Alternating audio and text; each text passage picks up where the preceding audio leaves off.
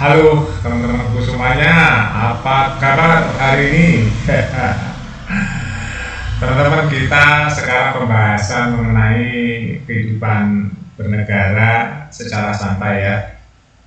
Jadi kita disuguhkan pada lawaan. Jadi bernegara ini teman-teman, karena saya sudah jenuh ya melihat keadaan negara kita, karena saya dulu aktif dari tahun 90-an sampai hari ini belum ada perubahan ya. Birokrat di negeri ini selalu kerja yang tiap bulan dapat gaji ya, para pejabat ini gaji dari uang rakyat, tapi kalau sudah ada sesuatu yang terjadi baru bergerak ya. Ini yang kadang-kadang lucu ya di negeri ini, cara pengelolaannya. Saya ambil contoh ya teman-teman. Kita ambil contoh aja yang viral-viral ya. Sebenarnya sudah terjadi dari dulu teman-teman. Ini kita ambil viral aja ya. Timah 300 triliun.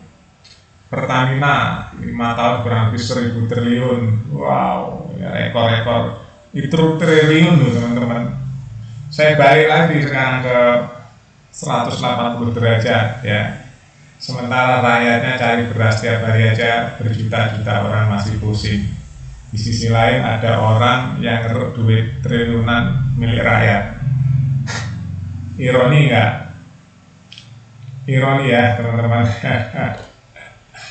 Ironi sekali ya, kita menyikapinya harus pakai ketawa gitu. Itu baru yang gede teman-teman ya. Sekarang di bulan puasa ini pada heboh, padahal ini udah berlangsung lama. Minyak goreng ya, minyak goreng yang nggak sampai seliter, harga eceran tertingginya di atas yang ditentukan oleh pemerintah, HET-nya ya. Ini ironi lagi. Terus setelah ada netizen membuat video viral, baru bergerak ya, pengecekan, penangkapan ya, press conference ya. Jadi selama ini kerjanya ngapain?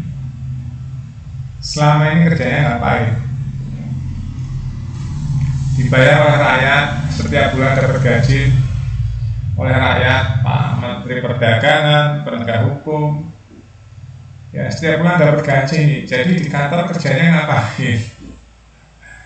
Aduh, kayak orang nggak masuk akal ya teman-teman. Kita ini kalau nggak ada kebakaran ya yang mengagetkan gitu ya, kejadian yang mengagetkan baru bergerak. Jadi sistem pengawasan dan pencegahannya di mana? Ya. Jadi mereka-mereka itu yang ambil contoh aja ya, seperti Menteri Perdagangan, kan dia punya divisi-divisi di bawahnya ya. Ada pengawasan, pasti ada pengecekan berkala, ya, lihat lapangan itu apa yang terjadi, kebutuhan masyarakat apa, ya, harga pasar gimana, produk-produknya ada di lapangan atau di pasar gimana, fluktuasinya, inflasinya. Itu tugas Menteri Perdagangan itu kan ngecek tuh apa yang diperdagangkan di masyarakat, mempengaruhi inflasi enggak, harganya sesuai enggak. Setelah terjadi banyak mafia, pengoplosan dan sebagainya, baru heboh ya, tangkepi, terus evaluasi. Malu nggak? Malu teman-teman ya. Malu seharusnya ya, orang kalau tahu malu teman-teman ya mundur. Kalau orang tahu malu mundur ya, ya. Menteri Perdagangan kalau dia nggak bisa kerja mundur, atau apa ya, bawahan-bawahannya yang dikasih target kerjaannya kalau nggak bisa kerja mundur. Ya ini enggak. Ini malah ada aja dalih-dalihnya ya. Sebenarnya banyak hal di lapangan yang membutuhkan pengawasan oleh Menteri Perdagangan ya. Banyak sekali. Kalau udah viral baru ya diurus. Kalau nggak viral ya diurus. Nah, pertanyaannya, kerjanya ngapain? Ya kan? Kerjanya ngapain? Mereka-mereka itu yang dibayar oleh rakyat gede-gede itu. Kadang-kadang mikir, kan tiap hari berangkat ke kantor, ya berangkat ke kantor nih, berangkat ke kantor, anak-anaknya udah aman ya, sekolahnya udah aman karena tiap bulan dapat gaji gede dari rakyat, ya kan, dari pemerintah, dari negara. Ya, suruh ngurusin rakyat, suruh ngurusin rakyat nih. Apa-apa saja dia harus diawasi supaya rakyatnya nggak tertipu, supaya rakyatnya itu hidupnya teratur, lebih tenang, lebih sehat, lebih sejahtera. Ya, dibayar tuh mereka-mereka itu pejabat-pejabat sampai kecolongan berkali-kali tentang minyak ya. Nanti jangan-jangan yang lain-lain tuh, beras, ada beras oplosan juga kan. Jadi sekarang lagi musim ya oplosan ya. Pertamina oplosan, beras oplosan, minyak oplosan. Ya setelah viral, baru para pejabat-pejabat ini bergerak. Nah pertanyaannya kok nggak malu ya, selama setiap harinya itu kerjanya ngapain? Kan seharusnya nih teman-teman ya, seharusnya itu kan di Kementerian Perdagangan itu kan ada sampel-sampel produk yang diperdagangkan di seluruh Indonesia ya, dari susu, dari popok, dari apa, kualitasnya kan semua di Kementerian Perdagangan itu harus ada etalasenya apa-apa yang diperdagangkan. Ya, waktu saya muda saya pernah memiliki pengalaman di konglomerasi ya teman-teman, konglomerasi minyak goreng terbesar di negeri ini. Jadi di PT-nya itu teman-teman ya, itu di etalasenya itu ada contoh-contoh produksi apa saja, produksi ini generasi pertama, generasi kedua, generasi ketiga, terus ada tuh contoh-contoh hasil produk dari sebuah korporasi itu. Kalau minyak goreng, kalau umpamanya kertas ya kertas, kalau apa ya, contohnya ada semua. Ya, kualitas 1, kualitas 2, kualitas 3 ada semua contoh-contohnya. Ya, ada controlling juga mengenai harga dan sebagainya, pengawasan dan sebagainya. Nah ini pemerintah ini kalau udah viral baru bergerak. Ya, saya berpikir begini ya teman-teman, orang yang sebenarnya itu saya tahu teman-teman ya tentang negara ini ya, cara kerja birokrasi, legislatif, yudikatif tahu saya, cuma saya mempertahankan kendesoan saya aja. Saya bahagia menjadi orang yang sederhana ya, yang nggak mau berubah karena pengalaman itu ya. Jadi nikmat aja itu sederhana teman-teman.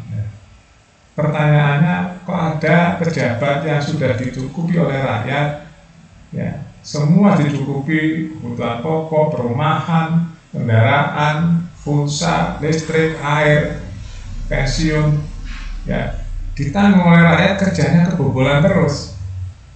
Apa nggak malu pejabat-pejabat seperti itu? Ini saya ambil contoh yang simpel-simpel aja yang hari ini sedang viral ya, minyak goreng, minyak kita, Pertamina ya, sampai 5 tahun berturut-turut, padahal gajinya miliaran loh mereka itu.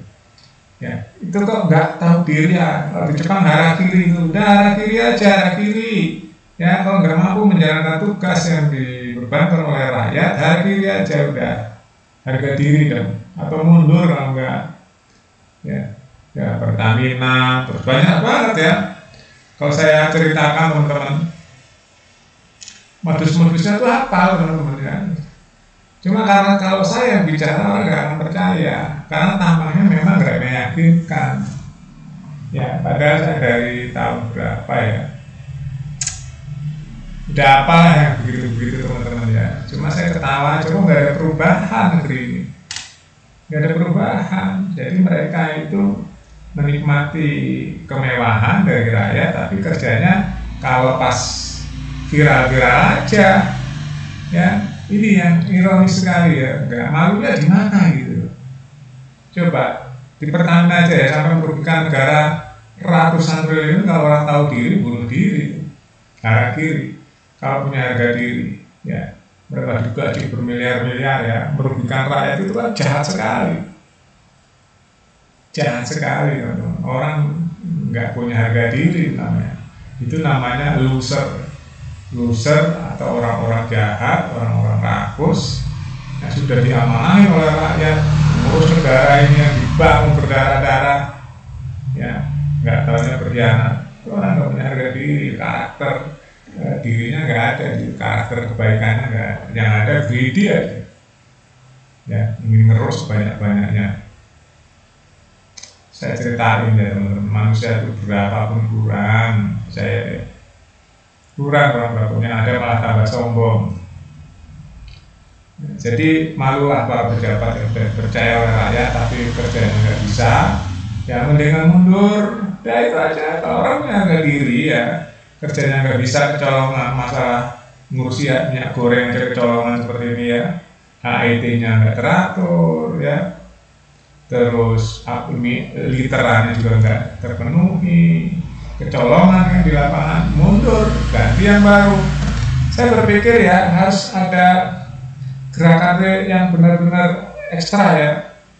Jadi pembuangan pejabat-pejabat korup harus dibuang, di cut off gitu. Diganti yang baru yang benar-benar memiliki integritas, karakter yang membangun bangsa dengan kejujuran, dengan kebersihan ya. Kalau nggak gitu susah. Ada kisah negara-negara yang korup di dunia teman-teman, berpuluhan ribu ya, dipecatin semua, ganti yang baru. Kalau enggak ya akan tetap seperti ini, pemainnya aja masih yang lama tapi gaya baru gitu. Ya susah kan, harus ada pemimpin yang benar-benar tegas. Orang-orang yang cacat masih bisa menjadi anggota DPR, orang yang dulu pernah korupsi masih bisa jadi anggota DPR. Gimana ceritanya negeri ini? Ya, rakyat juga gimana ya milih wakilnya ya. Orang sudah pernah dipenjara karena korupsi, sekarang masih duduk di parlemen, kan aneh gitu. Orang udah moralnya nggak benar, masih banyak orang duduk di parlemen. Aduh, saya nggak habis pikir, mereka nggak tahu malu ya. Seharusnya orang yang pernah terbukti korupsi udah ya punya malu, mundur lah, itu udah cacat itu namanya, cacat namanya, cacat mentalnya. Ya orang korupsi mencuri uang rakyat sudah dihukum ya, masih aja percaya diri, kan aneh gitu ya, aneh nggak benar. Kalau orang punya harga diri ya udah dihukum karena korupsi terbukti inkrah, ya mundur ya, namanya udah jelek kan, masih aja merasa tidak bersalah. Ya ini negeriku, ironis kan. Nah, oke itu aja teman-teman ya, opini orang desa. Terima kasih, sampai jumpa.